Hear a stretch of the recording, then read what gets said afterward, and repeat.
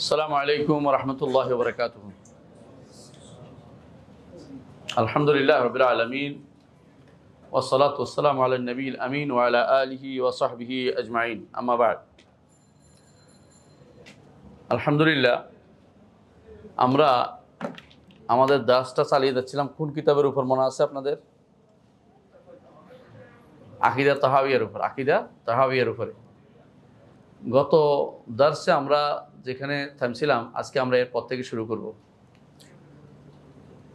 ইমাম তাহাবী রহমতুল্লাহ আলাইহি যে সমস্ত মতন দিয়েছেন, যে ভাষ্য, সংক্ষিপ্ত ভাষ্য বলেছেন, ওটার ব্যাখ্যাই আমরা করে যাচ্ছি।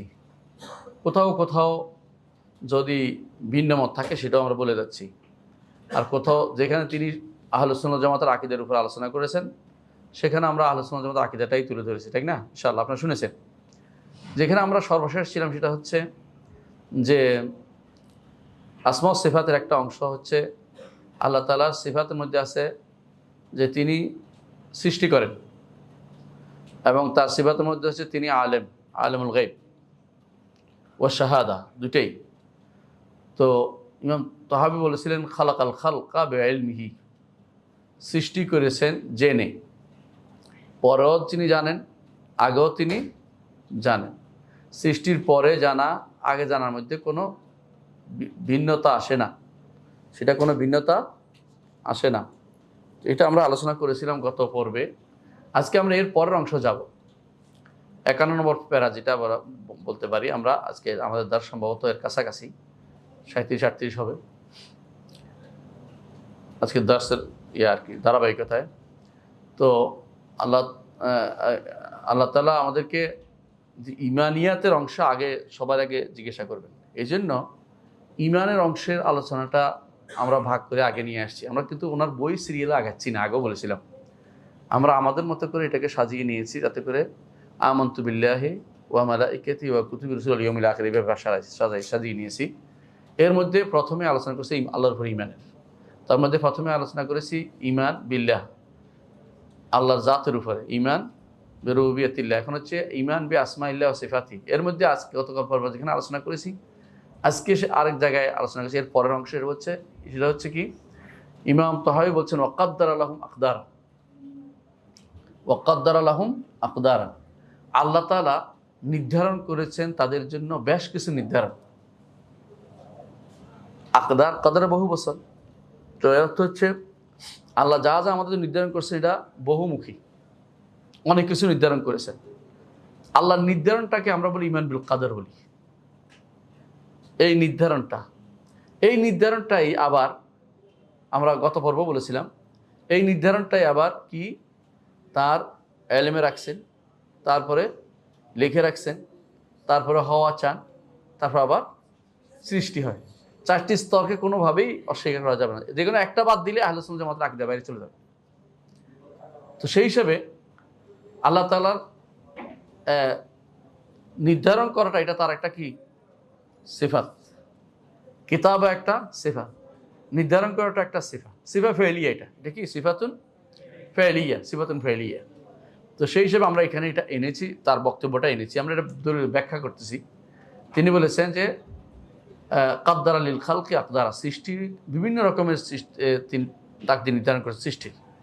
জীবনে যেমন আছে, রিজিক কী হবে, কি খাবে, তার কত বছর বাঁচবে, কত রকমের আছে, তার স্বাস্থ্য কত লম্বা হবে না বেটে হবে, কত রকমের আছে আকদারান, বিভিন্ন রকমের।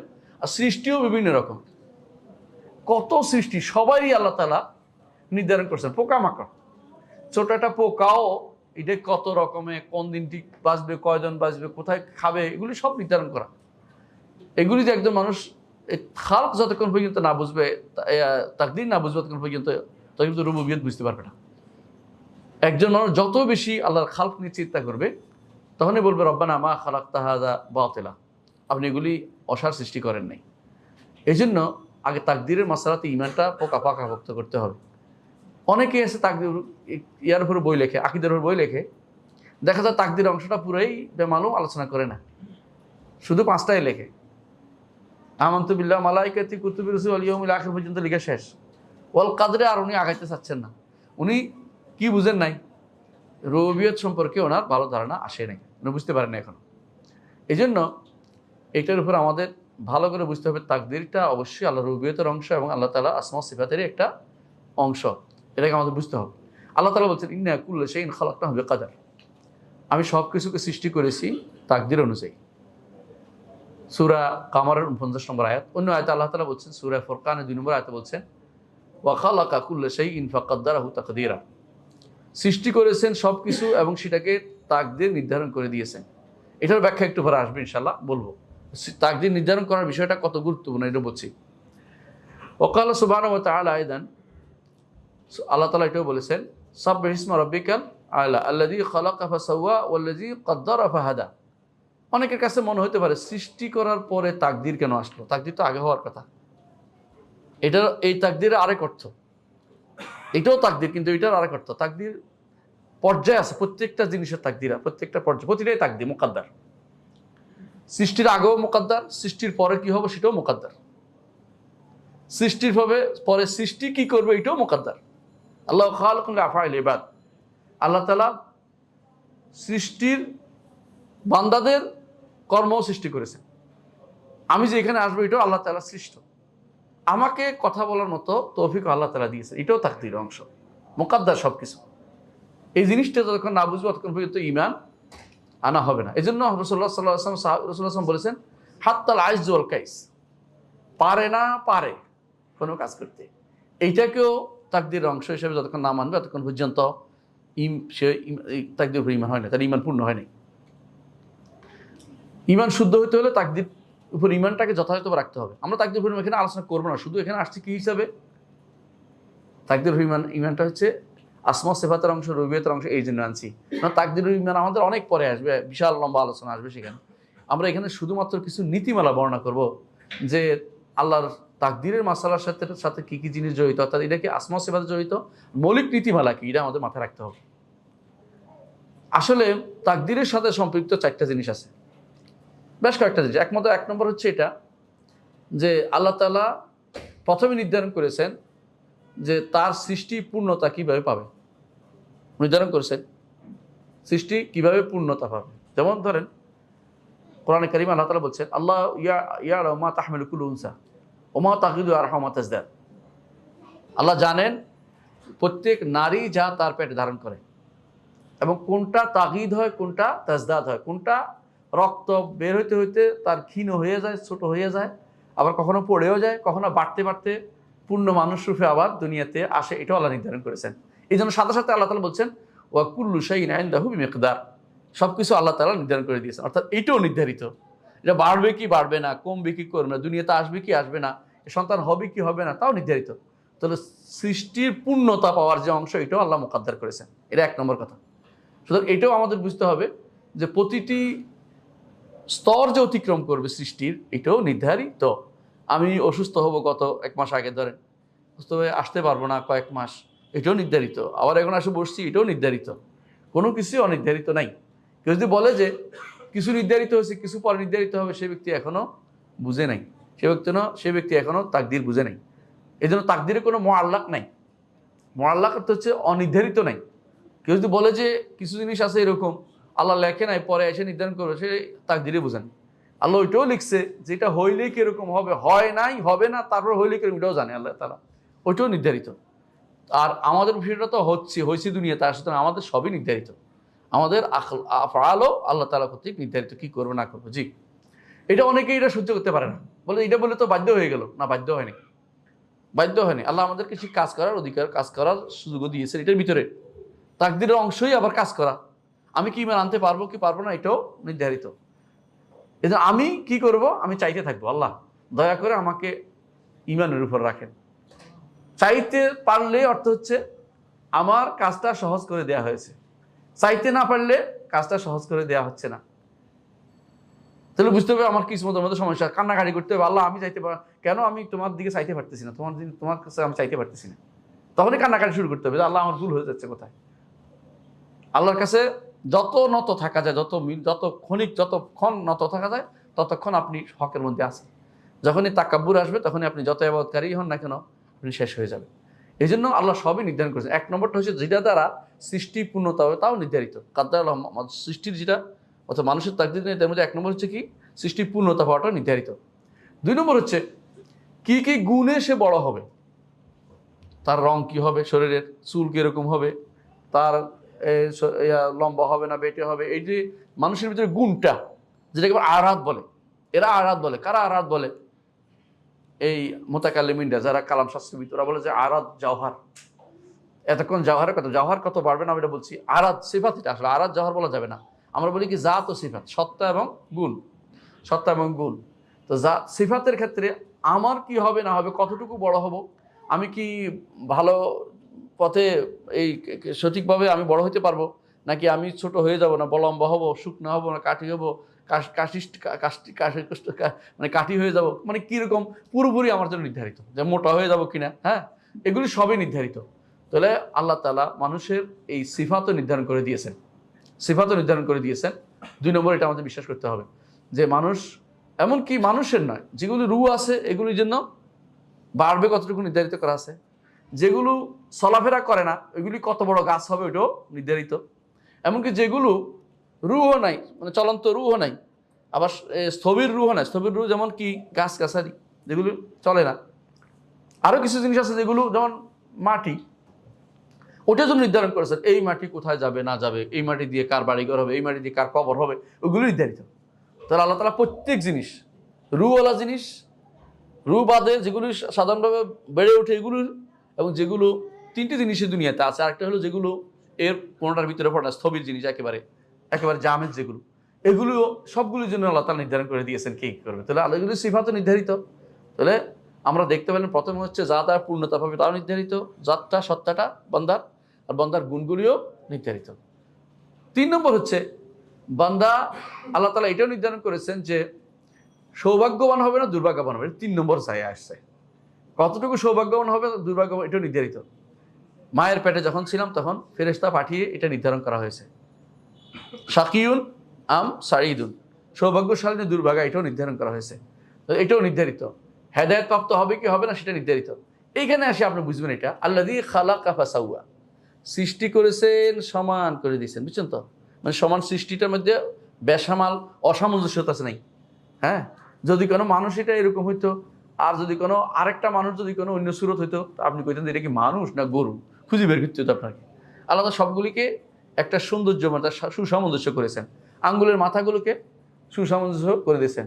বালা কাদিরিনা আলা আন নুসাউইয়া বানানা, তাসউইয়া অর্থ এরকম সুসামঞ্জস্য করা।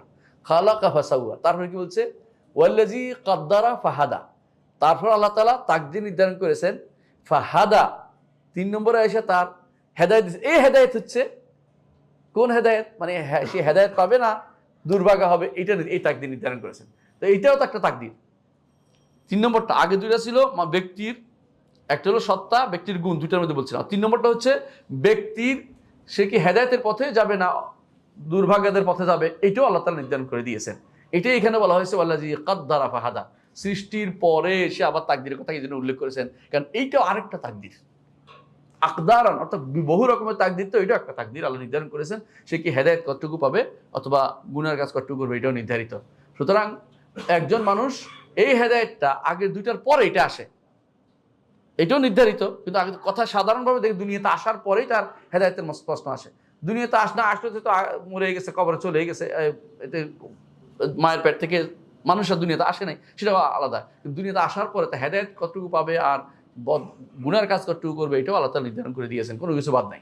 এটাই যতক্ষণ পর্যন্ত না বুঝবেন, অনেকেই বুঝবেন যে এখানে আবার খালাকার কাদ্দারা ফাহাদা, সৃষ্টির ফলে তাকদীর কথা বললেন কেন। এই তাকদীর হচ্ছে মূলত হেদায়েত এবং দলালা, পথভ্রষ্টতা এবং হেদায়েতের মধ্যে কতটুকু সে পাবে এটুকু আল্লাহ তাআলা নির্ধারণ করে দিয়েছেন, এটা বলা উদ্দেশ্য। এই যে ওয়াল্লাযী কাদ্দারা ফাহাদা, এটা আমরা বুঝতে পারলাম। তাহলে আমরা বুঝলাম যে কয় ধরনের, তিন ধরনের তাকদীর, আকদারান, অন্তত তিন ধরনের তাকদীর আমরা আল্লাহর পক্ষ থেকে নির্ধারিত আমরা দেখতে পাই। এরপর তাকদীর স্তরগুলি আমরা পরে শুনবো, কিন্তু এটা আমরা আলোচনা করছি না আজকে। শুধু এটাই বললাম, এখানে যিনি বলেছেন যে ওয়াকাদ্দারা লাহুম আকদারান, আল্লাহ তাআলা তাদের জন্য বহুমুখী তাকদীর নির্ধারণ করেছেন। ব্যক্তির পূর্ণতা, ব্যক্তির গুণাগুলি, ব্যক্তির হেদায়েত এবং পথভ্রষ্টতা, এটাও আল্লাহ তাআলার পক্ষ থেকে নির্ধারিত। এটাকে আমরা বুঝতে হবে। এই জন্য এটা যতক্ষণ না বুঝবো যে আমরা তাকদীরের মূল অংশ বুঝতে পারিনি। এখানে কয়েকটা জিনিস, তাকদির শব্দের অর্থ কি প্রথমে আসে? তাকদির অর্থ কোনো কিছুকে যথাযথভাবে তৈরি করা, প্রস্তুত করা, যথাযথ নিয়ে প্রস্তুত করা, যেটার উপর হবে। আমি আগে থেকে নির্ধারণ করছি যে একটা মোবাইল বানাবো কিরকম, এরকম লম্বা করে, এরকম 4 কোণা করে, লম্বা হবে 4 কোণা হবে, এবং এর পাশে একদম মিহি হবে। এই যে তৈরি করতেছি আমি, এইটার নাম হচ্ছে তাকদির। আমার পক্ষ থেকে একটা শেপ দেয়া, একটা সুন্দর একটা অবয়ব দেয়া, এটার নাম হচ্ছে তাকদির। তাকদির নির্ধারণ। আগে থেকে বলে আপনি একটা নির্ধারণ করেন, আন্দাজ করেন, আন্দাজ করি না, একটা এরকম হইতে পারে, একটা বাড়ি এরকম হইতে পারে, যে তাকদির করে বাড়ির যারা করে বিল্ডিং করে, অনেকে এটা তৈরি করে আগে, হ্যাঁ। এবং আমরা অনেকেই পয়সা দিয়ে ওদের কাছে যাই যে ওরা ঠিক করে দেন কেমনে কেমনে বাড়ি করবো, ওরা একটা দিলে এটার উপরে আমরা বসাই দিই, ইট বসাই দিই। এই জন্য তাকদির নির্ধারণ করা যে আমি কতটুকু এটা করতে পারতেছি। তাহলে এইটা কিন্তু আল্লাহ তাআলা নির্ধারণ করে দিয়েছেন। যেমন আল্লাহ তাআলা কোরআনে কারীম বলছেন, এটার মধ্যে এইটা অর্থ হচ্ছে এটা কোরআনে কারীমের সূরা ফুসসিলাতের 10 নম্বর আয়াতে আল্লাহ তাআলা বলছেন, ওয়া কাদ্দারা ফিহা আকওয়াতাহা ফি আরবা'তি আইয়াম সাওয়াআন লিসাইলিন। আল্লাহ তাআলা জমিন সৃষ্টির পরে জমিনের মধ্যে কি কি মানুষের কুত দিবেন। কুত অর্থ হলো খোরাকি, মানুষের খোরাকি, বুঝছেন তো কি বলে এটাকে? আহার্য দ্রব্য, আহার্য জিনিস বের করবেন, এটা আল্লাহ নির্ধারণ করে দিয়েছেন। ফি আরবা'তি আইয়ামিন সাওয়াআন লিসাইলিন, 4 দিনের মধ্যে আল্লাহ তাআলা আগেরগুলি সহ উল্লেখ করেছেন, সবগুলি 4 দিন আল্লাহ কমপ্লিট করেছেন। কিন্তু যেখানে যে শব্দটা দরকার এটা হচ্ছে জমিনের মধ্যে কি কুত দিবেন তিনি, চাউল দিবেন, ধান দিবেন, গম দিবেন, তারপরে আঙ্গুর দিবেন, তারপরে খেজুর দিবেন, এগুলি আল্লাহ তাআলা নির্ধারণ করেছেন। জমিন কি দিবে এটা নির্ধারণ করেছেন। এটা কোন অর্থে আল্লাহ নির্ধারণ করেছেন? কি কি জিনিস জমিন থেকে বের হলে বান্দা উপকৃত হবে, এটা এই তাকদীরের অর্থে। বুঝছেন কথাটা? জমিন থেকে কি বের করে, এটা লুগাবি অর্থ বা একেবারে আবিধানিক অর্থ তাকদীরের। এটা আরো আল্লাহ তাআলা কোরআনে কারীমে অন্যত্র বলেছেন যে ওয়াকুল্লু শাইইন ইনদাহু বিমিকদার, সবকিছু আল্লাহ নির্ধারণ করে দিয়েছে। এটা হলো লুগাবি অর্থ, যে আগে থেকে আল্লাহ তাআলার পক্ষে পূর্বকল্পিত। আল্লাহ তাআলা পরিকল্পনা করে না, আল্লাহ নির্ধারিত, এটা বলতে হবে। মানুষটা পরিকল্পনা করে, কারণ মানুষ কল্পনা করে, ঠিক করে। আল্লাহ তাআলার কল্পনা জিনিসটা যে আমি চিন্তা করে বের করতে হবে, এটা না। আল্লাহ তাআলা নির্ধারণ করে দেন এইটাই হবে, এইটাই হবে। এটা আমাদের মাথায় রাখতে হবে। 1 নম্বর, শরীয়তে কি সংজ্ঞা দিবেন, তাকদীরের কি সংজ্ঞা হইতে পারে? একজন মানুষ শরীয়তে তাকদীরের সংজ্ঞা, অনেকে এটা বলেন যে সিররুন নাসরারিল্লাহ, আল্লাহর একটা গোপন ভেদ।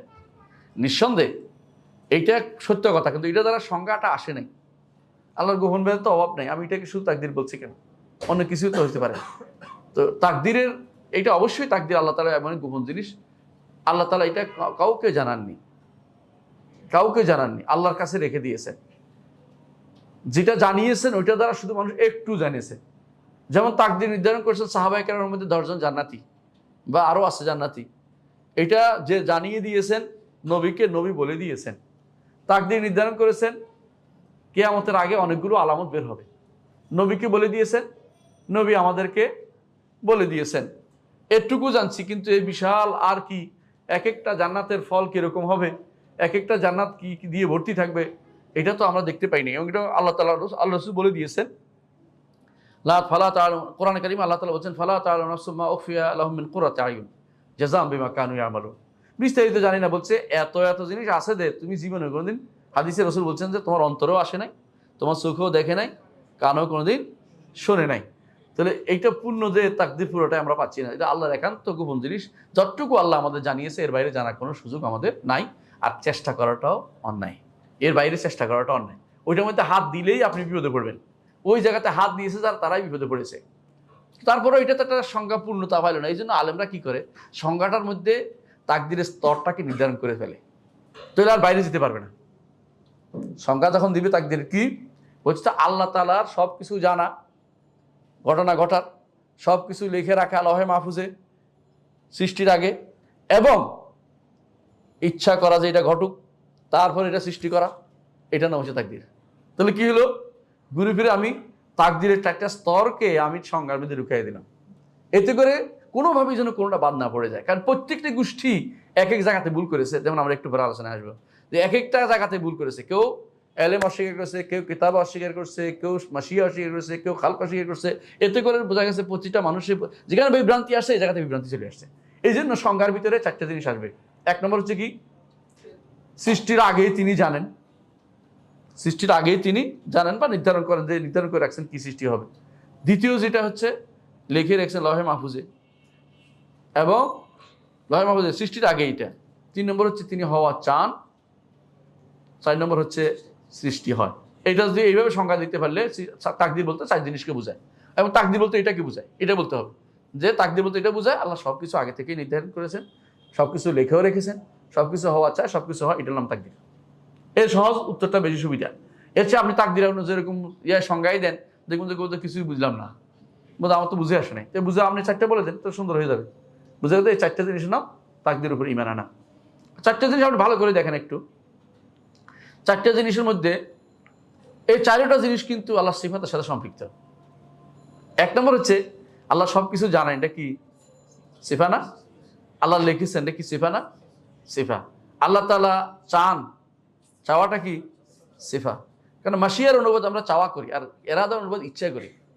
অনুবাদটার ক্ষেত্রে খেয়াল রাখবেন আপনারা। মাশিয়া যেখানে কোরআনে কারিমে যেখানে ইল্লা মাশা আল্লাহ আসছে, বলুন যা আল্লাহ চান। চাওয়ার ইচ্ছার মধ্যে একটু বেশ কম আছে।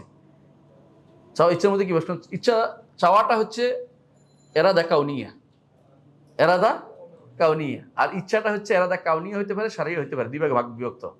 ইচ্ছা দুই ভাগে বিভক্ত, কিন্তু চাওয়া দুই ভাগে বিভক্ত করা যাবে।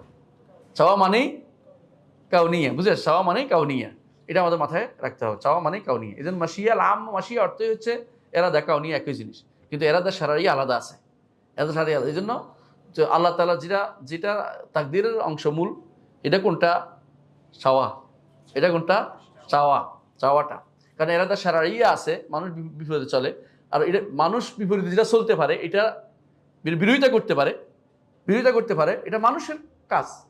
আর যেটা আল্লাহর চাওয়া, এটা আল্লাহর কাজ। কথা বুঝছেন তো? আল্লাহর সিফাত এবং সিফাত ফেলির অংশ, ওইটা আল্লাহর সিফাত, এইটা না। ওইটা আল্লাহর সিফা না, এইটা আল্লাহর সিফা না। অর্থাৎ এরাদা শারঈয়া যেটা মানুষ যেটা চাচ্ছে পাচ্ছে, এটা মানুষের সিফা, মানুষ করতেছে। এটা মানবো কি মানবো না তার মধ্যে মাথা রেখে দিয়েছে, কিন্তু এইটার মধ্যে যেটা আল্লাহ তাআলা নির্ধারণ করেছে যে করতে পারবে কি পারবে না, ওইটাও নির্ধারিত, ওইটা কিন্তু আবার তাকদীরের অংশ। ঈমান আনবে কি আনবে না, ওইটা আল্লাহ নির্ধারণ করেছে, ওইটা তাকদীরের অংশ। কিন্তু মানুষের চাওয়া যখন হবে, এটা আর আল্লাহর তাকদীর অংশ নির্ধারিত হবে না। এই জন্য মাশিয়া। আর এটাও কিন্তু একটা সিফা, খালক, সৃষ্টি করা, এটা সিফা। এটার নাম হলো সিফাতুন ফেলিয়া, এর নাম সিফাতুন ফেলিয়া। তাহলে আমরা দেখতে পাচ্ছি এগুলি একদিক থেকে সিফা, এগুলি কি সিফা, সিফাত, আল্লাহ সিফাত। কোনোটা সিফা সিফাতে জাতিয়া, কোনোটা হচ্ছে সিফাতুন ফেলিয়া, কোনোটা। আর এগুলি সবগুলি আরেক দিক থেকে রুবুবিয়তের অংশ। তাকদীর মানেই রুবুবিয়তের অংশ, পুরো তাকদীরটাই রুবুবিয়তের অংশ। রব হিসাবে তিনি নির্ধারণ না করলে, রব হিসাবে তিনি নির্ধারণ না করলে, রবের উপরে আপনি আল্লাহকে তার মর্যাদা দিতে পারলেন না। আল্লাহ সব কিছু নির্ধারণ করেছেন। হ্যাঁ, এই জন্য কোরআনে কারিমে সূরা কামার মধ্যে আল্লাহ তাআলা বলছেন যে তারা যা বলছে তা নয়, বরং ইন্না কুল্লা শাইইন খালাকনাহু বিকাদার, সব কিছু আমি তাকদীর পরিমাণে নির্ধারণ করেছি। ওরা যদি মনে করে যে দুনিয়া হযবরল চলছে, হযবরল কিছু চলে না। আল্লাহ সব নির্ধারণের ভিতরে চলতেছে, অনির্ধারিত কোনো কিছু চলে না। আল্লাহর রাজত্বে, আল্লাহর সৃষ্টির মাঝে আল্লাহর নির্ধারণ ছাড়া অন্য কিছু কোনোদিন চলতে পারে না। এটা হলো 1 নম্বর মাসআলা, যেটা আমরা বুঝতে পারছি। দ্বিতীয় মাসআলা আমাদের জানা দরকার এখানে, সেটা হচ্ছে যে তাকদীরের মাসআলার ক্ষেত্রে কখনো কোরআন এবং সুন্নাহর বাইরে যাবেন না। তাকদীরের মাসআলার ক্ষেত্রে কোরআন সুন্নাহর বাইরে এক বিন্দু গেলে ওইটাই পথভ্রষ্টতা আসবে। এই জন্য তাকদীরের মাসআলা মানুষের উদাহরণ দিলে বিপদে পড়বেন। অনেকে দেখবেন যে, দেখলাম পাকিস্তানে এক বাংলাদেশি না, পাকিস্তানে এক ভাই, হ্যাঁ, আমাদের উর্দু ভাষী একজন, দেখলাম যে উত্তর দিতেছেন, তিনি উদাহরণ দিচ্ছেন ছাত্র পাশ ফেলের উপর। বুঝছেন কিনা? ছাত্র পাশ ফেল বুঝছেন নি? হ্যাঁ, যাই বুঝছি, আমরা জানি না, বলতেছি আছি, এটা যেখানে হোক, এটা আনছে করতে, এটাও বুঝেন। এখন পাকিস্তানে গেছে এক বড় দাঁড়ি, কিছুদিন আগে, কয়েকদিন আগে, তিনি দেখলাম যে বলতেছে যে তাকদীর নির্ধারণটা হচ্ছে অনেকটা ওই আপনার ছাত্র আছে, আপনি পাশ করবে কি করবেন না, আপনি একটা নির্ধারণ করছেন, আপনি পাশ করবেন দেখে রেখে রাখছে, পাশ করবে, করবে না দেখে রেখে রাখছে, করবে না, এটা আপনার আমলের উপর নির্ভরশীল। এই কথা বলে দিছে, মানে এটা বানাই দিল একটা, তো খুশি হয়ে গেছে যারা সামনে, কিন্তু এটা তো হক না। এটা কেমনে বলি? আপনার কর্ম তো আল্লাহ নির্ধারণ করছে, তো আপনার কর্মের উপর আমি লিখছি, এটা কেমনে হইল কথাটা? বুঝলেন না কথাটা? কিন্তু উস্তাদের তো আর ছাত্রের কর্ম লিখে দেয় নাই, পার্থক্য এখানে। উস্তাদেরও স্রষ্টা আল্লাহ, ছাত্রের স্রষ্টাও আল্লাহ। আর উস্তাদ সাকির উদাহরণ দিলে হচ্ছে না কেন? ছাত্ররা তো আল্লাহ উস্তাদ সৃষ্টি করে না, নাউজুবিল্লাহ। উস্তাদ জানেই না ছাত্র কি করতে পারবে, কতটুকু জানতে পারবে, বাহ্যিক। এমনও হইতে পারে যে তারা মনে করছে ফেল করবে, সে তো সবার আগে ভালো রেজাল্ট করে বসে রয়েছে, তাহলে ওস্তাদের আগে যদি উদাহরণটা এখানে চলবে না। এই জন্য উদাহরণ দেওয়ার ক্ষেত্রেও এই সমস্ত তাকদিরের মাসালার ক্ষেত্রে উদাহরণ না, কি করতে হবে, এটাকে পরিপূর্ণভাবে নসে তা অনুসরণ করতে হবে। নসে এটা বলছে, নস মানে হচ্ছে কোরআন এবং সুন্নাহর ভাষ্য, ওহির বাইরে এক বিন্দু আগানো যাবে না। এক বিন্দু যাবেন ওইটাই বদভ্রষ্টতা আসবে প্রত্যেকটা জায়গাতে, যেখানে বদভ্রষ্ট হয়েছে এই জায়গাতে আসছে। এই জন্যই রাসূলুল্লাহ সাল্লাল্লাহু আলাইহি ওয়াসাল্লামের হাদিস, তিনি কি বলেছেন, ইজা যুকিরাল কদরু ফামসিকু, যখন তাকদীরের মাসলা আসবে তখন মুখ বন্ধ করো, বলো যে আল্লাহ রাসূল বলছে, এটুকু বলো, কিন্তু বলবে না এটা না। তবে কি, তুমি নিজের মন গড়া কোনো যুক্তি এখানে ঢুকাইও না। এই যুক্তি যে ঢুকাইছে প্রত্যেকটি গোষ্ঠী এখানে পথভ্রষ্ট হয়ে গেছে। তো তাকদীরের মাসলার ক্ষেত্রে কি করতে হবে, ইমসাক, একদম পূর্ণ চুপ যেতে হবে। এটুকু কইছে, এটা আল্লাহ, এটা রাসূল বলছে, যেটাই বলবো দলিল লাগবে, বলে যুক্তি, বলে যুক্তি তোমার রাখো ঘরে, তোমার যুক্তি আমার দরকার নেই। এক নম্বর, মানে কোনোভাবেই আল্লাহ এবং তার রাসূলের কথার বাইরে এক বিন্দুও যাওয়া যাবে না। রাসূলুল্লাহ সাল্লাল্লাহু আলাইহি ওয়াসাল্লাম বলে বলে নেই বলতে হবে, নসের বাইরে যাওয়া যাবে না। কারণ আমরা দেখেছি, কারণ কেন কেন এই যতগুলি পথভ্রষ্ট হয়েছে, কারণটা এটাই যে তারা কি করছে, এর বাইরে একটু এগিয়ে গেছে। কারণ এটা কেমনে হয়, এটা কেমনে হয়, এই জাতীয় প্রশ্ন যখন করছে বিপদ হচ্ছে। আপনি ওখানে থামতে, হ্যাঁ আল্লাহ রাসূল বলছেন এটা সত্য। কয়টা কারণ আমরা দেখি যে সমস্ত কারণে বদভ্রষ্ট হয়েছে, যে এটা কেন আমাদের মানতে হবে যে কোরআন সুন্নাহর উপরে বাইরে যাওয়া যাবে না। এক নম্বর কারণ হচ্ছে এটা, যে সমস্ত মানুষরা দেখা গেছে যারাই আল্লাহর কর্মের মধ্যে হিকমত খুঁজে দেখেছে। আল্লাহর কর্মের মধ্যে হিকমত আছে না নাই? আছে, কিন্তু সব হিকমত কি আপনারা জানাইছে? জানাই নাই। যখন আপনি নিজের বিদ্যা বুদ্ধি দিয়ে, তথাকথিত বুদ্ধি দিয়ে, কোরআন হাদিস দিয়ে না, মনে করছেন যে আমার বিবেক দিয়ে আমি একটা হিকমত বের করে ফেলি, তখনই আপনি সমস্যায় পড়ে গেছেন। মনে রাখবেন এটা, যারাই আল্লাহর কর্মের মধ্যে, সিফাতের মধ্যে, জাতের মধ্যে সারা দিকের হিকমত খুঁজতে থাকে, হিকমত অবশ্যই আছে, কিন্তু আপনি খুঁজে পাইতেও জরুরি না। হিকমত অবশ্যই আছে, ফেল হাকিম লা ইয়াখলু আনিল হিকমা, হাকিমের কোনো কাজ হিকমতের বাইরে নেই, কিন্তু আপনার পাওয়া জরুরি না। আপনি সব পেয়ে যাবেন এই কথা আশা করেন না, কারণ এটা কি গায়েবের একটা অংশ। গায়েবের অংশ আপনি সব জানাবে না। এই হিকমতের জায়গা যে ব্যক্তি বলছে, সেই ব্যক্তি যে আমি জেনে গেছি বা আমার জানার সুযোগ ভুল করেছে। কারণ হচ্ছে কি জানেন, হিকমত কখন আপনি কখন হিকমত পাবেন বলেন তো, যখন তার মতো কিছু দেখবেন। আল্লাহর কর্মের মতো কিছু দেখছেন? হাল তাআলাহু লাহু সামিয়া, তার মতো কিছু কি আপনি কোনদিন দেখেছো? তুমি কি দেখতে পাও নাই? তাহলে আল্লাহ এর মতো কিছু দেখতে পাইনি, সুতরাং আমি হিকমত দেওয়ার সুযোগ দেখতে পাচ্ছি না তার কর্মের। দ্বিতীয়ত এমন হইতে পারে যে আমি এই হিকমতটা শিখে নিছি, এখন ছিল কার থেকে শিখছেন? আপনার এই বিদ্যা কি কোরআন সুন্নাহ নবীদের বিদ্যা? না। যদি এই বিদ্যা যদি কোনো গ্রিক দার্শনিকদের হয়, যদি এই বিদ্যা যদি কোনো কালাম শাস্ত্র বিদ্যার হয়, তাহলে আপনার কাছে রাখেন, এটা আমার একটু দরকার নাই, এটাকে দূর রাখতে হবে। তো যারাই আল্লাহর কর্মের মধ্যে ইল্লত খুঁজতে যাইয়া অনেক জায়গাতে তারা সীমা লঙ্ঘন করে গেছে। কারণ জগতের কিছু ইল্লত আছে, কারণ আছে না? আর কিছু কারণ আছে শরঈ, কিছু কারণ। শরীয়তের কারণটা আলেমরা সহজে বুঝতে পারে, আল্লাহ বলেও দিয়েছে অনেক জায়গাতে। কিন্তু সূর্য পূর্ব দিকে আল্লাহ উঠাইছে কেন, এটা খুঁজে বের করতে পারবেন? আচ্ছা, তো এদিকে উঠাইতো, দক্ষিণ দিকে উঠাইতো, আপনার কি সমস্যা ছিল? এটার একটা হিকমত বার করেন বসে বসে, এটি কোনো বেহুদা কাম, এগুলি করতে যাবেন না। আল্লাহ এটা করছে, আল্লাহ তাআলা হয়েছে, এটা হিকমতের কোনো আমার দরকার নাই, এখানে খুঁজে বেশি। আল্লাহর আফআল দুই রকমের আছে, আফআল শারঈয়া, আফআল কাউনিয়া। আপনি আফআল শারঈয়ার হিকমত অনেক আলেমে জানেন, সবগুলি জানেন এটাও বলা যাবে না। যেমন একজন আমাকে জিজ্ঞাসা করতেছেন যে শুকরের মাংস তো দেখতে নরম টরমই, হ্যাঁ, তো হারাম হইল কি জন্য? সারাদিনকে আপনি হিকমত বের করবেন? এটা আল্লাহ নির্দেশনা দিচ্ছে, এটা আল্লাহ নির্দেশটা খাইতে না, এটা খাবো না, কারণ এটা হলো আল্লাহর পরীক্ষার জায়গা। যে আমার এই কথা শুনে কি না বান্দা দেখি, নাকি হিকমত খুঁজে, বুঝেন না কথাটা? একজন বলতেছে আমার, যেমন দেখেন একজন বলতেছে 6 মাস দেশের বাইরে ছিল আমার স্বামী, ওখান থেকে তালাক দিছে, আমার ইজ্জত পালন করতে হবে কেন? কেমন লাগে? বললাম যে আপনাকে ইজ্জত পালন করতেই হবে, যত সমস্ত সালাকি চলবে না। কথা বলুন যে আমার কাছে ছিলই না, আর ওই সমস্ত সালাকি চলবে না। শরীয়ত বলেছে যে এটা মানতে হবে আপনাকে। এখানে হিকমত আপনার বুঝে না আসলো আমাদের কিছু যায় আসে না, এখানে হিকমত বুঝে না আসলো আমার কিছু যায় আসে না, বুঝেন না কথাটা? অনেক জায়গার হিকমত কিন্তু জায়গা মতো লাগাই দিলে হয় না। অজু গেছে গা পিছন দিক দিয়া, অজু করলেন সামনের দিক দিয়ে, এখন হিকমত বের করতে পারেন সারাদিন, এই হিকমত চলবে না। সুতরাং আফআল শারঈয়া, আফআল কাউনিয়া, আল্লাহর এগুলির মধ্যে আপনি সারাদিন হ্যাকমতের পিছনে দৌড়ান, একসময় আপনি কি করবেন? বিভ্রান্ত হয়ে যাবেন। কারণ শখ হ্যাকমত আর ধরতে পারবেন না। হ্যাকমত আছে আল্লাহ তাআলা, যেটা হ্যাকমত তিনি জানেন, সব কিছু তিনি আমাদের জ্ঞান দেননি। ওমা উতীতু মিনাল ইলমি ইল্লা কালিলা। আমার দুই পাশে, হ্যাঁ, দুই 500 দেশের মাঝখানে একটা জিনিস বাস করে, জীবনে দেখিনি, কেউ দেখেনি। দেখি রূপ দেখছেন, এটা উঠে নামে আলাদা হয়, হ্যাঁ, এটা দিয়ে আমি ফ্রান্স অঞ্চলে ফিরে পাই, কিন্তু অথচ আমি দেখতে পাই না। এই পর্যন্ত মানুষদেরকে আল্লাহ তাআলা এটাকে অপারক করে দিয়েছে, বলেছে ওমা উতীতু মিনাল ইলমি ইল্লা কালিলা। খুব জ্ঞান এলেম পাইছে, আর বেশি এলেম, খুব কম এলেম পাইছে, এর বেশি দরকার নাই, তোর খুঁজে পাবে না কোনোদিনই। সুতরাং যেটা বললাম, তাহলে বোঝা গেল যে এই সমস্ত আল্লাহর আফআলের মধ্যে তালিল খুঁজতে যাবেন না, মানে কারণ খুঁজতে যাবেন না। তাকদীর আল্লাহর ফেলের অন্তর্ভুক্ত। তাকদীর নিজামুত তাওহীদ, তাওহীদের শৃঙ্খলা রক্ষা করে। আল্লাহ তাআলা যদি তাকদীর অস্বীকার করেন, তাহলে আপনি তাওহীদ মানেন নাই, প্রথম তাওহীদে ভুল হয়ে গেছে আপনার। এজন্য তাকদীরের ব্যাপারে আপনাকে জানতে হবে। এখানে আমার ইল্লত বোঝার দরকার নেই, আল্লাহ এটা বলছে, এটাই মেনে নিতে হচ্ছে। এখানে আমার, তিনি আমার স্রষ্টা, তিনি এটাও সৃষ্টি করেন, এটাও সৃষ্টি করেছেন, এটাও করেছেন, এটা করেছেন, এই দিয়ে দিয়েছেন, তিনি নির্ধারণ করেছেন আমার জন্য, এটা বিশ্বাস করি। কিন্তু কি জন্য করলেন ওই টেনশন করে আমার দরকার নেই। ওই টেনশন করলে আমি বিপদে পড়ে যাবো।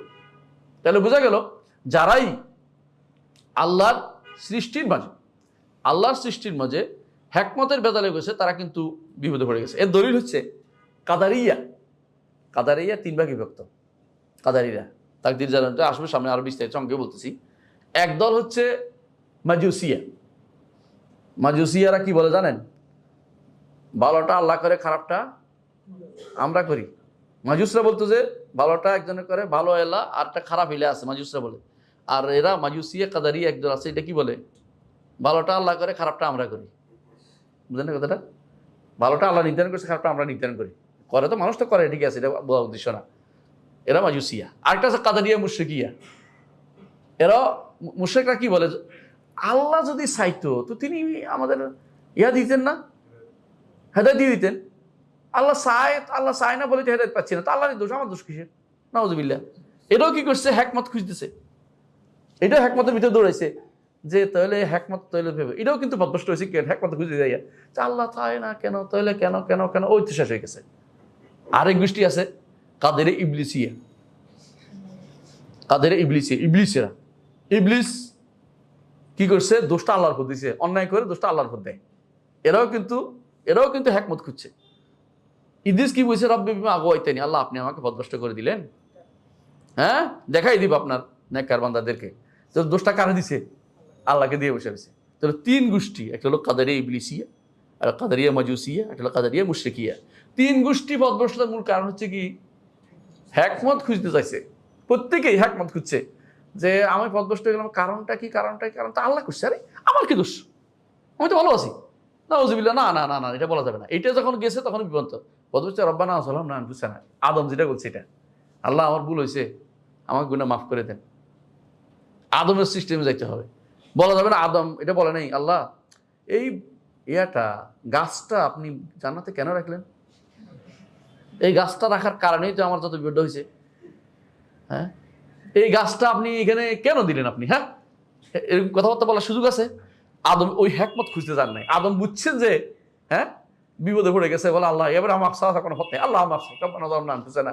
ওই যারাই এরকম হ্যাকমত খুঁজবে সবগুলি বিভ্রান্ত হবে। এই হ্যাকমত খুঁজে বেশিরভাগ মানুষ, বেশিরভাগ যারা কবর পূজারি বলেন, নাস্তিক বলেন, সবগুলির কাজে হলো এই হ্যাকমত খুঁজতে খুঁজতে একসময় দেখা গেছে তাকদীরের ব্যাপারে তাদের আর সমস্যা বিশাল। বিশেষ করে লালন গোষ্ঠী, এখন ওরা পুরোটাই বরবাদের মধ্যে আছে। গানের কোনো কথা উল্টা পাল্টা। একদিকে বলে কি, যেমনি নাচাও তেমনি নাচি, পুতুলের কি দোষ? এটা কার কথা? এটা ইবলিসদের কথা। বুঝে আসছে? আর শরীয়ত মানবে না, এটা কার কথা? কাদারিয়া মুশরিকিয়া। বলে আল্লাহ চাইলে তো করতামই, আল্লাহ না চাইলে কি করতে কেন আমি? আল্লাহ এটাও চাইছে নাউজুবিল্লাহ। এটা ইবলিসের কথা, এটা হলো এদের কথা, লালনদের কথা। আর 3 নম্বর গোষ্ঠী কাদারিয়া মাজুসিয়া। আল্লাহ চায় নাই, আমি চাইছি, সব নিজ হাতে ভাগ্য রচনা করতেছি। ভাগ্যের স্রষ্টা, ভাগ্য নিজে করতেছে। আমরা নিজেরা করতে পারি, ওই করতে পারি। নিজে কি বসে থাকলে হবে নাকি? হ্যাঁ, অনেকে বলে কি, তোমার আশা এত উপরে করো, তো আল্লাহ ডেকে বলবে হ্যাঁ যে তোমার কি চাই? কাদারিয়া কোনটা? এটা মাজুসিয়া। তোমাকে বলছে আল্লাহ ডেকে বলবে, তো আল্লাহ নির্ধারণ করে রাখছে বহুত আগেই। যত বড় কবি হোক না কেন, যত বড় ডাক্তার হোক না কেন, যত বড় যত বড় দাড়ি হোক না কেন, এই ভুল বা তার মধ্যে রয়ে গেছে এখনো। তবে ভুলই, আমি কাকে যতক্ষণ হুজ্জত কায়েম করতে না পারছি তাকফির করছি না। এই জন্য কিন্তু ভুল শিখতে হবে, এটা ভুল যে ব্যক্তি সেই ব্যক্তি এটা ভুলের মধ্যে আছে। এই জন্য শেখুল ইবনে তাইমিয়া তার কাদারিয়ার মধ্যে তার তাইয়ের মধ্যে বলছেন, তাই একটা তার একটা আছে, মিমি একটা আছে, তাই একটা আছে। তাইয়া হচ্ছে ফিল কাদার, তাকদীরের মধ্যে উনি বলতেছেন ও আসলু দালালিল খালকি মিন কুল্লি ফিরকাতিন হুয়াল খাউদু ফি আফইলিল্লাহি বিইল্লাতিন। সৃষ্টির যত পথভ্রষ্টতার মূল হচ্ছে প্রত্যেক দল উপদলের মধ্যে, ফেরকার মধ্যে, তাদের এদের মধ্যে পথভ্রষ্টতার মূল কারণ হচ্ছে এটা, খাউদু ফি আফইলিল্লাহি বিইল্লাতিন, আল্লাহর করের মধ্যে ইল্লত খুঁজতেছে, খুঁজতে খাওয়াত মানে খোঁজা, আরবি শব্দ এটা। খাওয়াত তো খোঁজা, বাংলা খুঁজে কই না, আরবি শব্দের বাংলা অনুবাদ খাওয়াত। হ্যাঁ, খাওয়াত খোঁজা একই অর্থ। একটা দোয়া দিয়ে লেখে, বাংলা বই কাছে লেখে আর কি, হচ্ছে কি এখানে ফাইন্নাহুম লাম ইয়াফহামু হিকমাতাল্লাহু, যখনই তারা হিকমত বুঝে নাই, ফাসারু আলা নূর মিনাল জাহিলিয়া, তখন যে হিকমত বুঝে নাই তখন জাহিলিয়াতে প্রত্যেকে এক একটা অংশ নিয়ে নিছে। তো তিনটা গোষ্ঠী দেখলাম না আপনারা, এই তিন গোষ্ঠী, এক গোষ্ঠী জাবারিয়া, এক গোষ্ঠী কাদারিয়া, এক গোষ্ঠী মাঝামাঝি আরেক শয়তান হয়েছে। তো এই তিন শয়তানে মিলে কেন পথভ্রষ্ট হয়েছে? আল্লাহর ফেইলের মধ্যে হিকমত খুঁজতে যাইয়ে পথভ্রষ্টতার মধ্যে। যেমন কি বললো, আমি কেন ধনী হইলাম, আমি কেন গরিব হইলাম, আমি কেন সুস্থ হইলাম, আমি কেন অসুস্থ হইলাম, আমার বাচ্চাটা এত অসুস্থ কেন, আল্লাহ কি আর কারো দেখলো না? এই জাতীয় কেন কেন কেন কেন যতক্ষণ বলছে আপনি আল্লাহর ফেইলের মধ্যে হিকমত খুঁজতে যাচ্ছেন, আপনি সহজে বলবেন হিকমত তো অবশ্যই আছে, তবে এটা আমার জানার দরকার নেই। আল্লাহ আমাকে বলছে আমার তওবা করি, ইস্তেগফার করি, আল্লাহর কাছে দোয়া করি, এটাই কথা। আমিও আল্লাহর জন্য, আমার সন্তানও আল্লাহর জন্য, আমিও আল্লাহর জন্য, আমার সম্পদও আল্লাহর জন্য। সুতরাং আমি কি বলবো, ইন্না লিল্লাহি ওয়া ইন্না ইলাইহি রাজিউন। কিভাবে শিক্ষা দিয়েছে আমাকে যে প্রতিটি অবস্থা আল্লাযিনা ইযা আসাবাতুহুম মুসিবাতুন ক্বালু ইন্না লিল্লাহি ওয়া ইন্না ইলাইহি রাজিউন। এটা বলে নাই যে মুসিবতের বেলা আমি আল্লাহ আমার এটা কেন করলো, আরে কেন করলো। একজন আমার ফোন দিচ্ছে কদিন আগে যে আল্লাহ আমার এত বড় বিপদটা কেন দিলেন, আমি ফোনটা কেটে দিয়েছি, তার উত্তর দিতে পারবো না, এত বেজাল করতে। আল্লাহ বিপদ দিচ্ছে, আল্লাহর দোষ দিতে আছে, নিজের খবর দেখেন। আল্লাহ তো পরীক্ষাও করতে পারে, নিজের দোষ না থাকলে আল্লাহ পরীক্ষা করতে পারে না, আল্লাহ পরীক্ষাই করেছেন।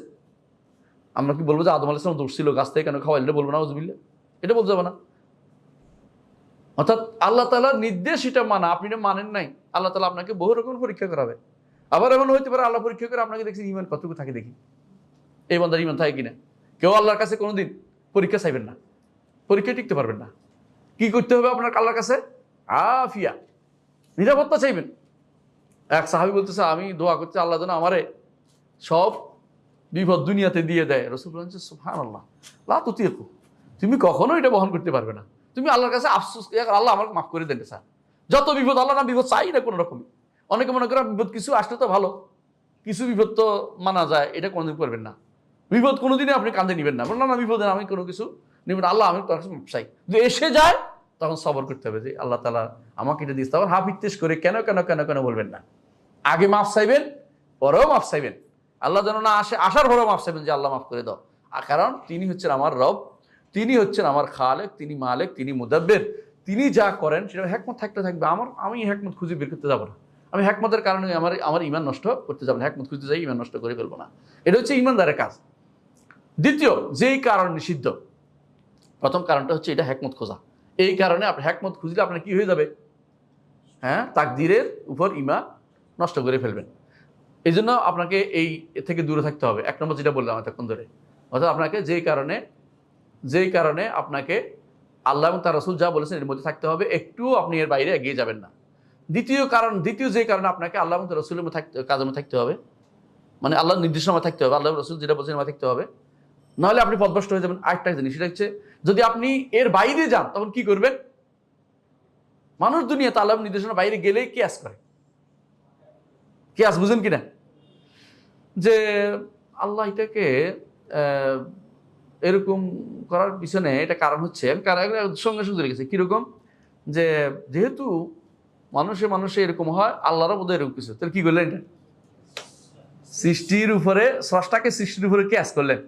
আর এটা হচ্ছে এই জিনিসটাই হচ্ছে সমস্ত পথভ্রষ্টতার একটা মৌলিক কারণ দুনিয়ার বুকেও। ধরেন আপনি কি করছেন, বললেন কিয়াস করলেন কিরকম, যে আমরা যখন দুনিয়াতে, হ্যাঁ, ধরেন আপনাদের রাষ্ট্রপ্রধান প্রধান উপদেষ্টার সাথে দেখা করতে পারেন নাই, আপনি কি করবেন? মাধ্যম ধরেন, ধরেন না, কেয়াস করছেন আল্লাহর কাছে আমি যেতে পারতেছি না, তাহলে কি করতে হবে? পীর ধরতে হবে। এই যে কেয়াস করছেন আপনি, আপনি এখন এই কেয়াসের কারণে আপনি পথভ্রষ্টতা নিয়ে আসছেন, পথভ্রষ্টতা নিয়ে আসছেন। এই কেয়াসটা আল্লাহর জন্য চলবে না। আপনি যখনই দেখছেন যে তাকদিরের মাসলা তো এটা মিলাইতে পারতেছি না, তখন মিল করার জন্য এখন কি করতেছেন? কেয়াস করতেছেন। ওইভাবে এইভাবে যেমনি হয়, এইভাবে এইভাবে তেমনি হবে। ওই যে কেয়াস করছি একটু আগে, ওস্তাদ শাগরিদের কেয়াস, ওস্তাদ শাগরিদের কেয়াস এখানে চলবে না। কেয়াস করলে এখানে বিভ্রান্তির ভিতরে পড়তে হবে, বিভ্রান্তির ভিতরে পড়তে হবে। এটা আমরা উদাহরণ দিয়েছি, এই জন্য উদাহরণ একটা দিতে পারি। সেটা হচ্ছে যেমন মানুষ কেয়াস করে কি করে, আমি একটু উদাহরণ দিচ্ছি, বুঝতে পারবেন। যে কেয়াস করছে মুতাজিলারা আল্লাহর উপরে, তিনটা জিনিস তারা ওয়াজিব করে দিয়েছে আল্লাহর উপরে। এক নম্বর হচ্ছে যে আল্লাহর উপরে যেটা ভালো এটা করাটা ফরজ, যেটা দেখতে ভালো এটা করাটা ফরজ। বুঝছেন কিনা কথাটা? আর ভালো কোনটা, আমার বিবেক যেটা বলে এটা। আল্লাহ নিঃসন্দেহে ভালো কাজটাই করেন, কিন্তু তোমার কাছে যেটা ভালো এটা ভালো নাও তো হইতে পারে। এখন কি করছে, ভালো ভালো জিনিসটা কেয়াস করছে নিজের মাথার উপরে। আরেকটা কেয়াস করছে কি, দুনিয়ার বুকে যে ব্যক্তি বেশি ভালো সেই ব্যক্তি ভালোটাই করে, তা আল্লাহ তাআলা যেটা, আল্লাহ তাআলা তো অনেক ভালো, তাই না? তা আল্লাহ তাআলাও কি করবে, আমার জন্য ভালোটাই দিবে, খারাপটা তো যেটা খারাপ মনে হয় এটা করতে পারে না। অর্থাৎ বুঝেন কি, এটা যারা বোঝাতে চাচ্ছে এটা আমার জন্য জাহান্নাম নির্ধারণ করে দিচ্ছে আল্লাহ, এটা হতে পারে না। কারণ তো খারাপ জিনিস, কারোর জন্য খারাপ নির্ধারণ করা তো আল্লাহ নির্ধারণ করে নাই, আমি নিজে নিজের কর্ম দিয়ে জাহান্নামে যাচ্ছি, এটা ঠিক না। আল্লাহ নির্ধারণ আছে, কিন্তু নির্ধারণ আল্লাহ বলে দেন নাই। আপনি ভয়ে থাকেন যেন, সর্বদা যেন আল্লাহর কাছে বিনয়ী থাকেন, আল্লাহ আমি কিন্তু জাহান্নামে যেতে চাই না। এই ব্যক্তি এই অবস্থা সারাদিন করতে পারলে, মৃত্যুর আগে আশা নিয়ে যেতে পারলে, মৃত্যুর আগে শুধু আশাবাদী থাকবে, আল্লাহ তাআলা তার জন্য জাহান্নামের ব্যবস্থা করবেন না, জান্নাতের ব্যবস্থা করবেন। আর যে ব্যক্তি কিছুদিন থেকে বলছে আল্লাহ তো আমি অনেক কাজ করে ফেলছি, আমি মসজিদ করছি, বাড়ি করেছি, এতিমখানা করছি, আর কি মাদ্রাসা করছি, আরো কি দান করছি, কোরবানি দিছি, হ্যাঁ, আর মানুষকে এটা খাওয়াইছি, এটা খাওয়াইছি, বিশাল বিশাল 1 লক্ষ টাকার গরু, 1 কোটি টাকার গরু কোরবানি করছি, হ্যাঁ, ছাগল কান্ডা তো দুনিয়া ছাগল পানা এনেছে, ছাগল কান্ড এরকম করছি, দেখাইছি বেশি কত কিছু করছি, আল্লাহ আমি কিন্তু হকদার হয়ে গেছি জান্নাতের, হ্যাঁ, সেই ব্যক্তি পথভ্রষ্ট হয়ে গেছে। বুঝেন নাই? মানে কেয়াস দিয়ে চলবে না, এখানে বলতে হবে সম্পূর্ণরূপে আমার না আল্লাহ, আল্লাহ তুমি যেটা বলছেন আপনি এটাই মানি, ইমান আনছি, এটার উপরে চলতে আমি অনুভূতি এটা নিয়ে চলতেছি। তো অনেকে এটা আমার এই পথভ্রষ্টতা হয়ে গেছে, পথভ্রষ্ট হয়ে গেছে। কি এইটাই হচ্ছে সুন্দর, এটা আল্লাহর জন্য করা ফরজ। এক গোষ্ঠী পথভ্রষ্ট হয়েছে। আরেক গোষ্ঠী এসে ওদের মধ্যে আরেক গোষ্ঠী বলছে না, আল্লাহর উপর যেটা সবচেয়ে বেশি আমার জন্য উপযোগী এটা করা ফরজ, সুতরাং আল্লাহ তাআলা আমার জন্য জাহান্নাম নির্ধারণ করে না, আমি নিজের নামে জাহান্নাম নির্ধারণ করতেছি। মানে এটা যদি আল্লাহর আফআল বন্ধ করে দিচ্ছে। বুঝলেন তো কথাটা? আপনি ব্যথা পাইছেন তো, ব্যথা আল্লাহ দেয় না, আমি পাইছি না, ব্যথাটা তো আল্লাহর পক্ষ থেকে আসছে। ওমা আসাবাতকুম মুসিবা, মুসিবত তো আল্লাহ নির্ধারণ করে দিয়েছে। মিন ক্বাবলি আন নাবরাহা, তোমাদের সৃষ্টির আগে আল্লাহ নির্ধারণ করছে তুমি কি করবা, ব্যথা পাইবা। আমি যে কদিন আগে অসুস্থ হয়ে গেছিলাম, আল্লাহ নির্ধারণ করে নাই। সব বলেন না আপনি কেমনে খাইলেন, একজন বলে যে কেন হইলো কেমনে হইলো, বলে যে অসুস্থ হয়েছে এই জন্য আমি ওই খাইছিলাম, ডিম খাইছিলাম। কত মানুষ ডিম খাইছে তার কিচ্ছু হয় নাই। এটা বলেন যে আল্লাহ নির্ধারণ করছে, আল্লাহর ইচ্ছা। বলেন যে কাদ্দার আল্লাহু মা শাআ ফাআল, আল্লাহ নির্ধারণ করছে, তিনি যা চেয়েছেন সেটাই করেছেন। একবার ঠিক নসের মধ্যে থাকেন, কোনো ভেজাল যাবেন না। আর যখনই এর বাইরে কেয়াস করতে যাবেন তখনই বিপদে পড়বেন। 3 নম্বর আরেক গোষ্ঠী আছে, বলে যে আল্লাহর উপর যেটা জুলুম নয় এটা করা ওয়াজিব। এই 3টা জিনিস দিয়ে কইছি। একটা কি, যেটা দেখতে উত্তম কাবিহ না এটা করা ফরজ, আর যেটা উত্তম যেটা শ্রেষ্ঠ আসরা বেশি উপযোগী এটা করা ফরজ, আর যেটা জুলুম না এটা করা ফরজ। এই যে কথাগুলি আপনি বলতেছেন, এগুলি নির্ধারণ করার মানদণ্ড কোথায়? অর্থাৎ আপনি যে সুন্দর নির্ধারণের মানদণ্ড আপনার শুধু বিবেক। বিবেক তো যে ব্যক্তি মূর্তি পূজা করছে তার কাছে তো মূর্তি পূজা সুন্দরী, অসুন্দর নাকি? যে ব্যক্তি মাকে বাবাকে ধমক দিয়ে কথা বলতেছে তার কাছে এটা অসুন্দর লাগতেছে না? কথা বুঝেন কিনা? 2 নম্বর 3 নম্বর যেটা আপনি মনে করতেছেন যে এইটা বুঝি সুন্দর, এটা সুন্দর নাও তো হইতে পারে, আপনার কাছে সুন্দর, আপনার মানদণ্ডটাই খারাপ হয়ে গেছে, কারণ কেয়াস করতেছেন যে আপনি নিজের উপরে। আল্লাহ যেটা করেন এটা অবশ্যই সুন্দর। এমনকি জান্নাতে যারে দিবেন এটা যেমন নির্ধারিত, জাহান্নামে তার নির্ধারণ করাটা সুন্দর। জাহান্নামে যারা দিচ্ছেন এটাও অসুন্দর না, এটারও তিনি কারণ উদ্ধার করছেন। আমি তো ওর নিয়ে ব্যস্ত হওয়ার দরকার নেই যে ওরে আরে এই কাফেররা সব জাহান্নামে যাচ্ছে কেন, এটা তো অসুন্দর, এটা চিন্তা করা, নিজে আগে বাঁচার চেষ্টা করে আমি কি জান্নাতে যেতে পারবো কিনা, আমার জান্নাতে যাওয়ার পরটা সুগম হচ্ছে কিনা, আমি ওকে দাওয়াত দিতে পারছি কিনা, আমি দায়িত্ব পালন করতে পারছি কিনা, ওইটা চিন্তা করেন। ওইটা চিন্তা করেন না যে ওরা তো জাহান্নামে দিয়ে দিলে তো কেমনে হইলো, এইটা আর কইেন না, এটা আপনি কেয়াস দেন না, ওটা অসুন্দর মাসা তুলিয়েন না এখানে। এই জায়গাটুকু সাধারণত কারা করে এটা? মুতাজিলা কেন করে? এটা এই কারণে করছে, তারাও কি করছে? কেয়াস করছে। অথচ আল্লাহ তাআলা তার জাতের মধ্যে কি সৃষ্টির মতো? সিফাতের মধ্যে কি সৃষ্টির মতো? আফআলের মধ্যে কি সৃষ্টির মতো? না। তো জাতে, সিফাতে, আফআলে আল্লাহ তাআলার মতো করাটাই হচ্ছে অন্যায়।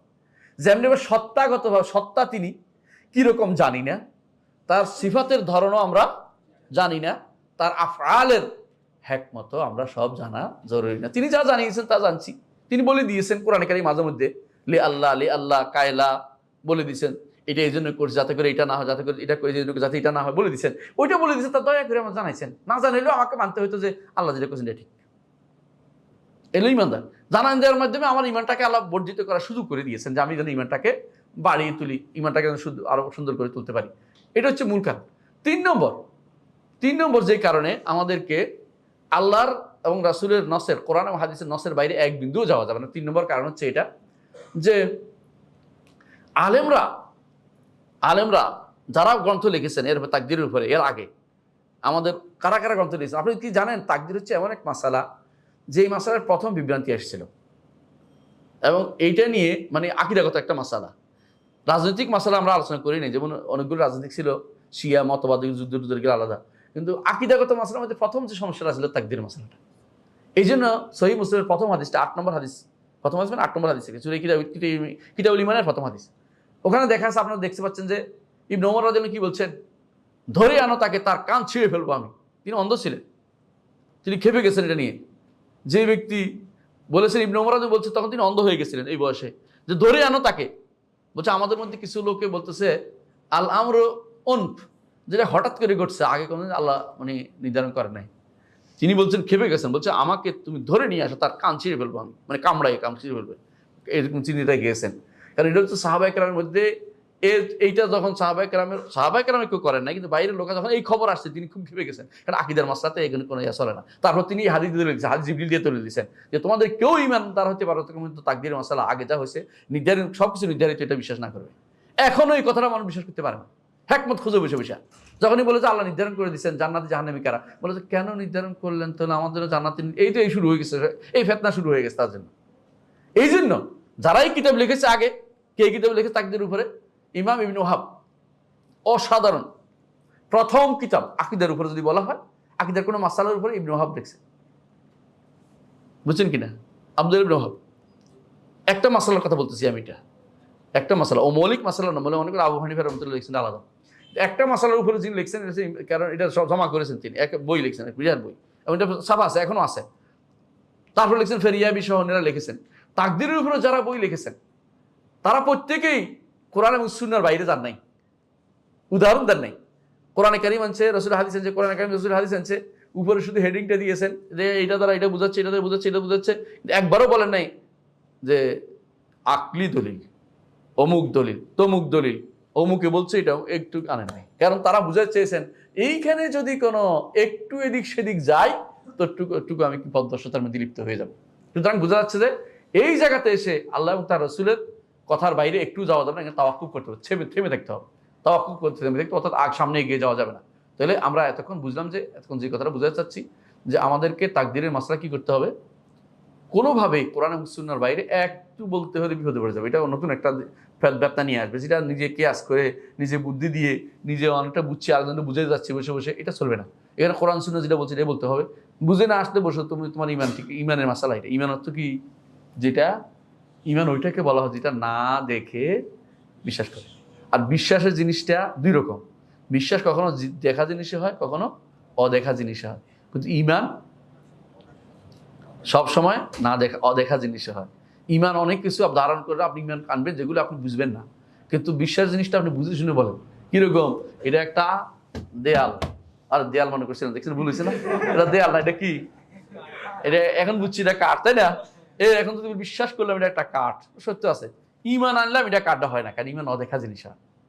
বুঝা যাচ্ছে পার্থক্য অনেক, যেটার মধ্যে এটা ইমাম তাহাবী রহমতুল্লাহ আলাইহির ব্যাখ্যা শরহ তাহাবীর মধ্যে আছে, দেখে নেবেন। ইমান এবং পার্থক্যটা, উনি 6 রকম পার্থক্য করেছেন, 6 রকম পার্থক্য করেছেন ইমান এবং তাসদীকের মধ্যে। 6টা পার্থক্য উল্লেখ করেছেন। এটা সহজ জিনিস আপনি দেখতে পাবেন, ওখান থেকে নেবেন, আমি সবগুলো উল্লেখ করলাম না। তাহলে প্রথম মাসলা, দ্বিতীয় মাসলা শেষ হয়েছে তো, বুঝছেন তো? 3 নম্বর মাসলা আসি। সেটা হচ্ছে এই মাসালাতে সাধারণত কয়টা ভাগ হয়েছে মানুষ?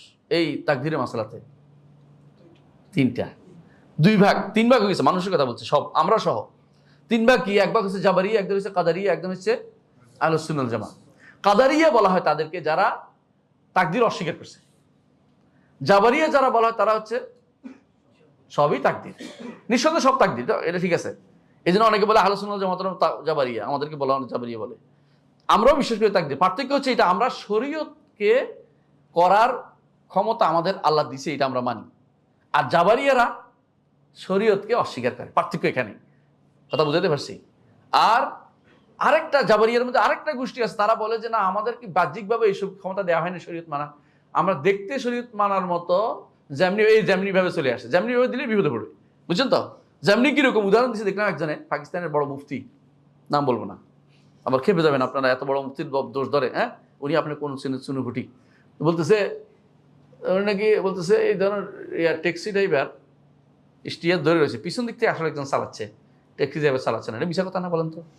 ডাহা মিথ্যা কথা। ট্যাক্সি ড্রাইভারে চালায়, মানুষ বুঝে ট্যাক্সি ড্রাইভার না চালালে অ্যাক্সিডেন্ট করবে না? পিছন দিক থেকে এবার কেমনে দেখলো সামনের চোখ, এই কথাটা মিথ্যা কথা। এটা পিছন দিক থেকে চালাচ্ছে, কথাটা বলা যাবে না। নিঃসন্দেহে আল্লাহ ওইটাও লিখছে যে ট্যাক্সি ড্রাইভার ঘুরাইবে, ট্যাক্সি ড্রাইভার হাত ঘুরবে, এটাও লিখছে। আমরা পার্থক্য করতে পারি, যে ব্যক্তি শুধু শুধু সারাদিন এরকম এরকম করে না, কিছু বুড়ারা দেখেন নাই, এটার মধ্যে আর ইচ্ছাকৃত হাত না, মধ্যে একটা পার্থক্য আছে। আমি কি এরকম বুড়ার মতো করছি না নিজের মতো করে করছি, নিজে ক্ষমতা দিয়ে করছি, দুইটার মধ্যে পার্থক্য আছে। তাহলে যে ব্যক্তি মনে করে যে জাবরে মানবীরা কারা কয়? আশারি মাতুরিদিরা, আশারি মাতুরিদিরা মনে করে জাবরে মানবী দেখতে আমি কাজ করছি, আসলে আমি কাজ করতেছি না, তিনিই তো করাচ্ছেন, তিনিই করাচ্ছেন। তুঝসে কাজ লিয়া হোগা, কাম লিয়া হোগা, এরকম করতেছে, উর্দু করতেছে। উর্দু কোন বাংলা কোন কিছু আলা করলে হাত কয় ভাগে বিভক্ত হয়ে গেছে? 3 ভাগে বিভক্ত হয়ে গেছে। এর মধ্যে কাদারিরা, যাতে কাদারি বলা হয় তাকে অস্বীকার করার কারণে, অস্বীকার তাদের কাদারি উল্টা আর কি দৌড় দিয়েছে। কাদারি নিজেরাই তাকদীরের মালিক হয়ে গেছে, এই জন্য কাদারি বলে ওদেরকে। ওদের মধ্যে কেউ অস্বীকার করছে যে আল্লাহ জানেই না, কারণ ওরা চিন্তা করছে যদি বলি যে আল্লাহ জানতো, তাহলে তো আল্লাহ জানার বাইরে তো কিছু নেই, আছে না? আমাদের কিছু বাইরে ডিস্টার্ব করেছে এই কারণে। তো আল্লাহর জ্ঞানের, আল্লাহ তাআলা জানছে আমি এটা করছি, লিখছে, সমস্যা কি? বেদাল করছে এখানে, বুঝছেন তো? ওরা বুঝেই না আল্লাহর জ্ঞান কাকে বল। আল্লাহর জ্ঞানকে আমাদের মধ্যে কি অর্জিত জ্ঞান নাকি? আল্লাহর জ্ঞানটা অর্জিত জ্ঞান নয়, আল্লাহর জ্ঞানটা হচ্ছে নির্ধারণ, তিনি এটা নির্ধারণ করেছেন, যা তিনি নির্ধারণ করেছেন তা তিনি জানেন, এটার উদ্দেশ্য। আল্লাহর জ্ঞানকে তারা অস্বীকার করছে, কেন অস্বীকার করছে? জানলে তো নির্ধারিত হয়ে গেল, আল্লাহর জ্ঞান তার বোধ দিবে না, আমার বেজারে আছে। এবার কিন্তু না না না, আল্লাহ জানে না। এই জন্য সলফে সালেহীনরা বলতেন তাদেরকে আগে জিজ্ঞাসা করো, যারা তাকদীর অস্বীকার করে, আচ্ছা আল্লাহ কি জানতো কিনা? যদি বলে জানে, তো লিখতে অসুবিধা কি, চাইতে অসুবিধা কি? বলে জানে না, তো কাফের হয়ে গেছে। বুঝলেন এই কথাটা? তো বোঝা গেল যে এক গোষ্ঠী আছে এলেম অস্বীকার করছে, লেখা অস্বীকার করছে এক গোষ্ঠী বলছে চায় না আল্লাহ, আরেক গোষ্ঠী বলে যে আল্লাহ সবকিছু সৃষ্টি করছে, এটা বললে তো আমাদের কর্ম সৃষ্টি করছে, বলে আমাদের কর্ম তো আমরা সৃষ্টি করি। এটা কারা বলে? মুতাজিলারা। আল্লাহর জন্য আল্লাহ বন্দার কর্ম সৃষ্টি করছে বিশ্বাস করে না। এই জন্য এক ইমামের কাছে এক মুতাজিলা যাইয়া বলতেছে, সুবহান মান তানাজ্জা আনিল ফাহশা, ওই আল্লাহর পবিত্র ঘোষণা করছে যিনি যাবতীয় অপবিত্রতা থেকে কি পবিত্র। কথা সুন্দর, কথা তো সুন্দর, কিন্তু আহলে সুন্নাত জামাতের ইমাম বুঝছে এই ব্যাটার উদ্দেশ্য হচ্ছে যে যতগুলি দুনিয়াতে কর্ম হচ্ছে এটা আমরাই করতেছি, আল্লাহ করে নাই, আল্লাহ করেনি। তখন উনি সঙ্গে সঙ্গে বলছেন, এই জন্য অনেক কথা, একই কথা সালাফি বললে একরকম হবে অর্থ, আর খালাফি বললে আরেক রকম অর্থ হয়ে যায়।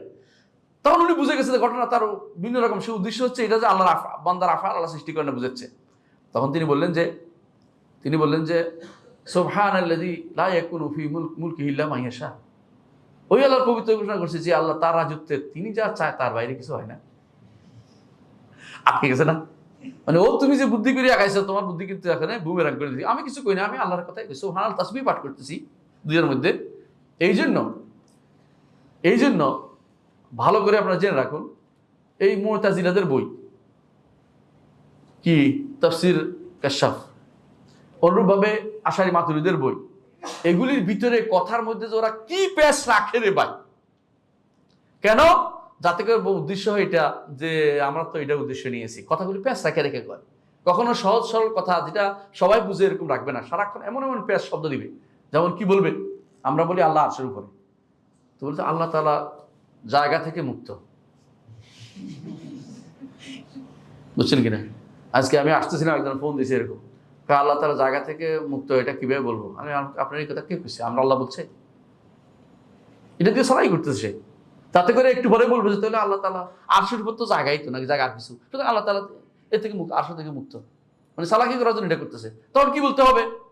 আল্লাহ তাআলা কোরআনে মুসলিমে কোথাও জায়গার কথা নও করে না, হও করে না, আপনি নিজের কথা বলছেন কেন? নিজের পক্ষ থেকে এটা করছেন কেন? আল্লাহ কথা বলছে যে আমি জায়গার মুক্ত, জায়গা থেকে কাছে, অতিরিক্ত কথা আল্লাহর জন্য কেন সাব্যস্ত করছে? এটা ওদের প্রথমে এখানে আটকাই দিতে হবে, ওইখানে যাইতে না পারে, পরবর্তী পদক্ষেপে যেন যাইতে না পারে। এটা আপনাকে এখানে তাকে আটকাই দিতে হবে যে তুমি তো ভুল করতেছো, অতিরিক্ত কথা বলিও না, যেটা আল্লাহ কোরআন জন্য বলছে এটা বলে বাইরে যাবে না।